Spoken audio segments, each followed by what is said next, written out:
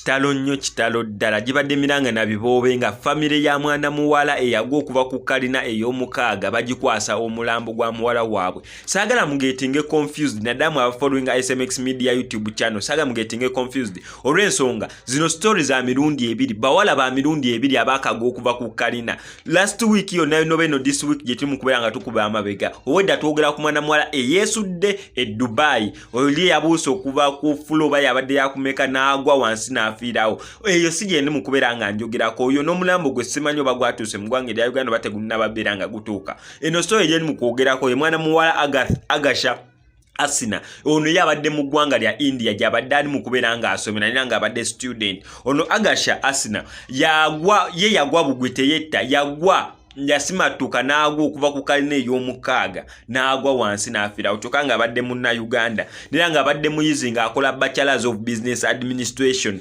mu ggwanga erya India mu institute bagiyita Gandhi Institute of Technology and Management yabadde akola Bachelors of Business Administration. Ekisinga okukwasa ennaku abadde finalist abadde mu final yaaye ng'akola mu mwaka gwe ogusembayo asobola okubeera nga graduate nga tomanyi akomewo wano mu ggwanga erya Uganda asobola okubeera nga yeekolera ku mirimu.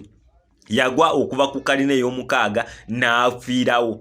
Ono mwana muwala babadde amuyita Agasha Asina naye nga abadde n'emyaka 22 finalist mu ggwanga erya India naye gyabadde ali mu kubeera nga asomera naye yabadde ku hostel. Actually ekizimbe kye yagwirako kya hostel wabadde ng'asula okuvaawo okugenda ku ssomero nga wakomawo ku hostel bagiyita hostel University Hostel in Bengaluru nsubira linnya we baliyita Bengaluru awo yabadde neera kibi nnyo kibi ddala. Okusinziira ku famire ye bagamba mbu bagenda sigala omusango baguteeka ku university okubeera nga yalagajjalira obulamu bwa muwala waabwe kubanga teyagwanga yeeyagalidde teyeesuulayo ng'oli ow'e Dubai we yakola so kinene ekintu bakiteeka ku university okubeera nti neera bwali bulagajjavu bwabwe okubeera nga ono mwana muwala bambi atuuka okubeera nga asimatuka n'agwa okuva ku Kukalina ey'omukaaga ne bw'atyo n'afiirawo. Kibi nnyo kibi ddala okulaba nga tulina stories zifaanaganako nga bwe zityo kyokka ate nga zikwata ku bannyinaffe bannayuganda.